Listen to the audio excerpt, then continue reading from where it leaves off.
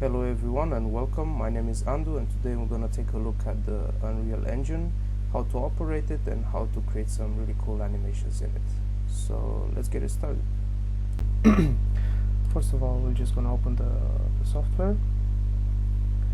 You can open the launcher via the Epic Game Launcher. If you're not familiar with Unreal Engine, it's basically the gaming engine that it's built upon for Unreal Tournament.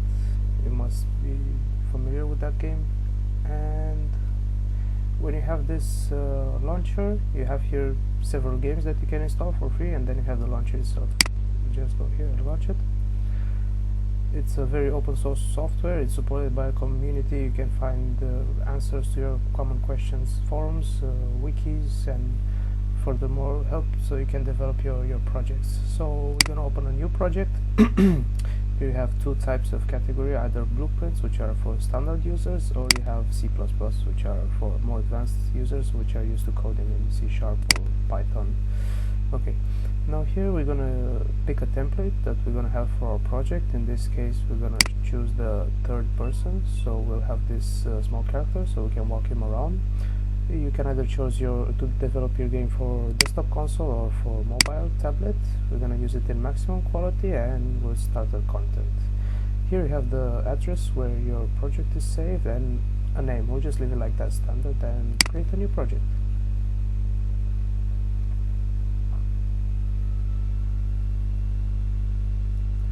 Okay, it takes a while to load. Yeah, according to my experience, you cannot really use this launcher unless you're connected to the internet and connected to your Epic Game account. But other than that, it should start up quite fast. Okay, almost there.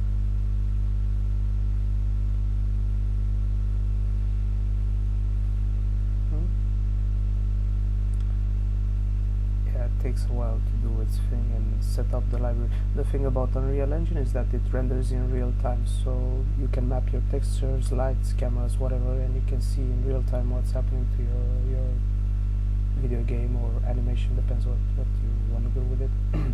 And the cool thing is that you can export it afterwards for either PC or mobile or tablet platforms, so you can share it with your friends and collaborators.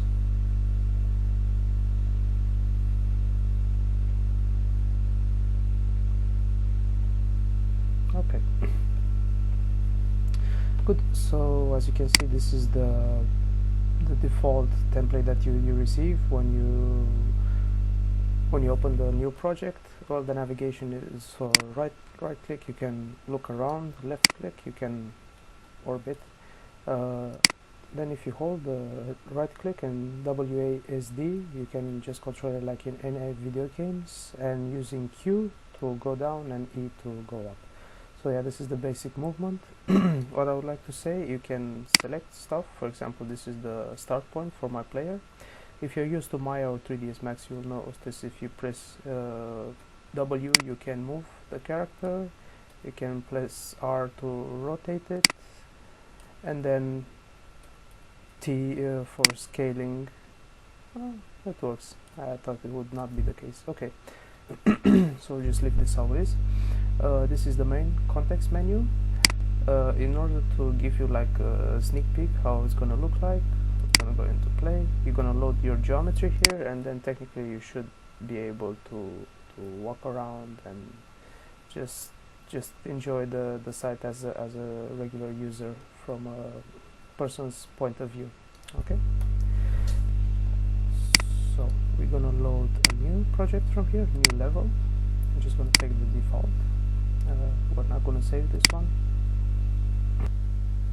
Okay, so now that we have our empty level, we go ahead and import the geometry. For this purpose, we're going to use the .obj format. For more complexity and to tweak the physics manually, I would recommend using the FBX format. Okay. Okay, now we have some initial context menu, the position, rotation, and so forth. I'm worked with this model before, so it's kind of small, so we're gonna scale it to 100. The Z, if you export it from Rhino or Maya, you might have the Y and Z switch, so you can switch them from here. Just have the 90-degree rotation. But other than that, it should work.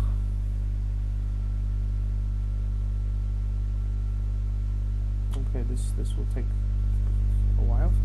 Okay, we have a small setting that, yeah, it didn't identify correctly a surface, so it will shade it as a standard. Okay, so this is your new geometry. We'll just drag and drop it. There we go. So yeah, like I said before, you had the Y and Z switch. That's absolutely not a problem. We're just gonna go here and rotate it 90 degrees. There we go. Great. Let's align it a bit with the initial plane, which is here. Yeah. I'm just gonna scale, make it a bit bigger so we can have some reference. Okay. There we go. That should do it. Okay, now where's the player should start in the middle of the building, so you can select it from here. It's called player start, and just move it somewhere in this plane so you can move around. You'll see later on why. Okay, so we have our geometry, we have our base plane, and we have our player. Let's see how it works. There we go. Now, so you can go around the building, you can inspect it, but you cannot really go inside the building. The reason why this is because the physics needs to be generated and tweaked manually. So if you use the .fbx format, you'll have, for example, each building component split into smaller components. So you'll have this slab will have a physics function, this staircase, this and so forth. So it doesn't really work like magic, like you import a super complex geometry and then you expect your character just to walk through it. Okay. Now that's that. We're gonna see how we can make a small animation right at the beginning before we play around with the character. For that, you need to go here to cinematics, go here, add the new Mantinee. Okay, have it here. We're just gonna give it a name, showreel.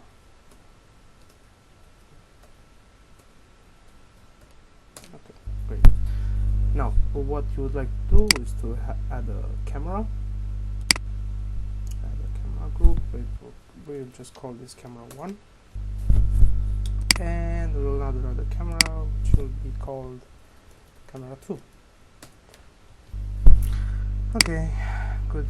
Now, let's see. So this is what the camera 1 sees, and this is what camera 2 sees. So the cameras were generated basically in this position, as you can see. Okay, nice. So both cameras have the same starting point. Now what you want to do here is to set some reference point in this timeline, so your animator knows where to move the camera and with what speed. So first of all, this is the timeline that is marked with the red borders. We're just going to extend that to, I don't know, maybe 10 seconds. Yeah, let's not make it too big. And then also the green one. Good. So this is your camera's timeline. So we have here one standard keyframe here. You see the little red one. This is for camera 1. Okay, so to start a new keyframe, you just click on the camera, click on this small red keyframe, enter. Then holding Control, you should be able to drag the second keyframe. So let's say you want the second keyframe somewhere, I don't know, maybe here, 4 seconds. Okay, now that keyframe is selected. We're gonna go ahead and move the camera. In order to move the camera, you can move it from here, rotate it, and then you do a lot of operation. To make it simple, just right click on the camera and just go to pilot camera actor 1. So you can move the camera like you would be, let's say, holding it. Yeah, I guess this should be fine. This will be our second positions for the camera. So let's go back to the Mantinee.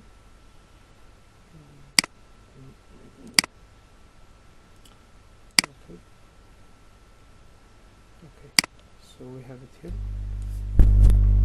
Just gonna minimize this a bit so you can see what's happening in the background. So as you can see, the animation is running from one keyframe to another. We have this thing. Okay, doing exactly the same thing, let's just set second keyframe. Just gonna click on this one, enter, click control, so hold control and then drag. Maybe for 6 seconds here. Just put it here. Okay, and we're gonna move this camera around so we can have like a small turning around for this camera. Okay.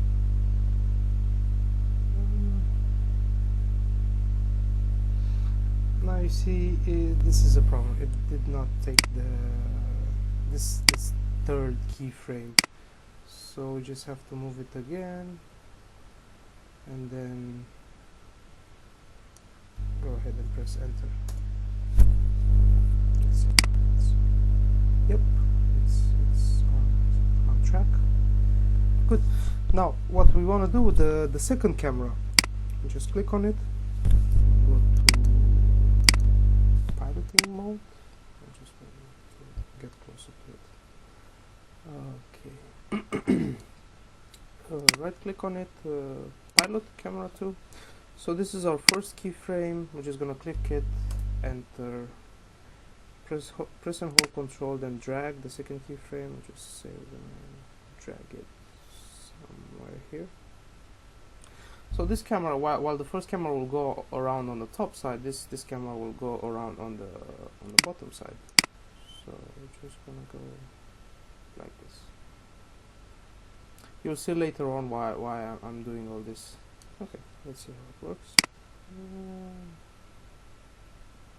Yeah, well, if you want like a smooth transition, I would suggest you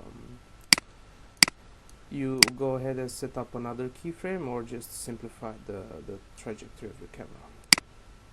There we go. Now what we want to do is to combine these two cameras into one movie sequence. So we're gonna head and add a director group. So after you made your director group, if you're gonna click on it and then enter, you can add the camera. So we're just gonna add camera 1, and then we'll make this a bit bigger.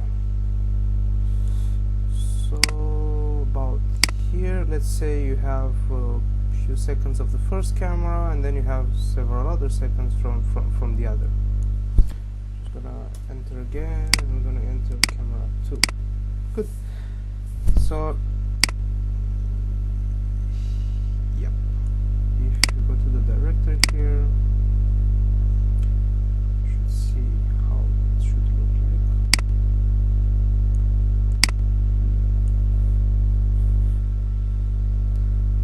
Okay. Yep.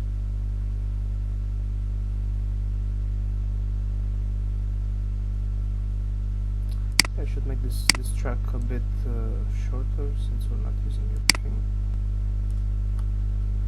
Okay,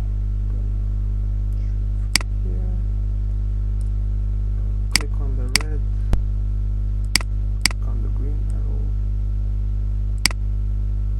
click on the green arrow, take it here, then click on the red keyframe, take it down here. Okay. See how it looks like.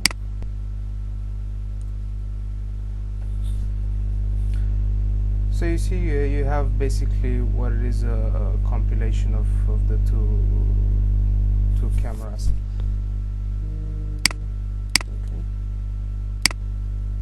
This view was set for the camera 2. So we should get out of this piloting mode. Oh no, sorry. I was supposed to eject from here.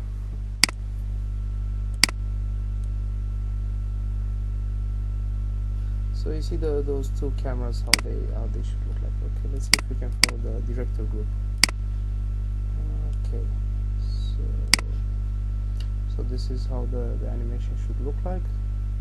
Camera 1 and then camera 2. Great. So we have our showreel. Now what we want to do, the next thing is just, let's say before you start playing and going around with your character, you want to have like a small showreel showing you the place, and you know, just like video games, where before you start the level you just get a small cinematics. Okay, so in order to make the cinematics at the beginning, like I just said, we're just gonna go here to blueprints, open new level, blueprints. Okay, so we have this trigger which will begin the play of our animation. Not what we want to do is go to our outliner and find our showreel. Once you have it selected, just go back here to the blueprints, right click, type in play, and you should have all the cinematics. There we go. Now what we want to do is just hook these two together. Now it should work. Let's just hit play and see. So the beginning, cinematics.